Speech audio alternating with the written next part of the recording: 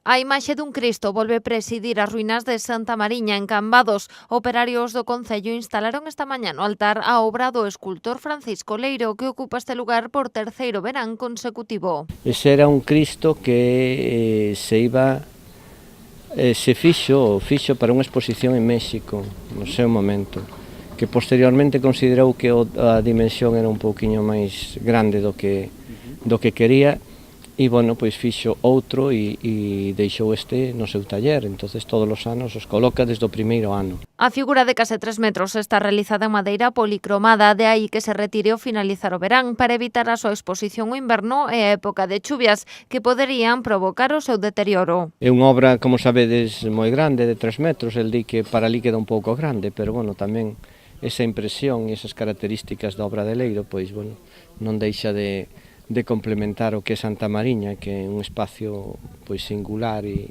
arquitectónico e artísticamente moi interesante, pero que, bueno, que teña un pouco un baleiro, non coa falta de unha imaxe como esa. Este Cristo de Leiro viu substituir outra imaxe que ocupara o altar das ruínas durante moitos anos. O seu deterioro obrigou ao goberno de Luís Aragúndez a deseñar un plan de restauración.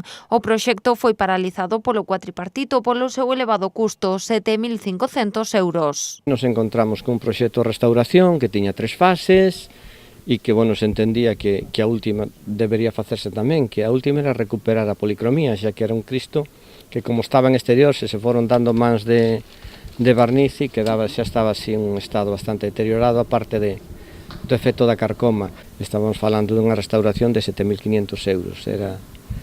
E, vamos, eu creo que actualmente co que está, que salimos ganando. O Concello de Cambados contactara co Arcebispado de Santiago para buscar unha solución, pero nunca obtiveron resposta.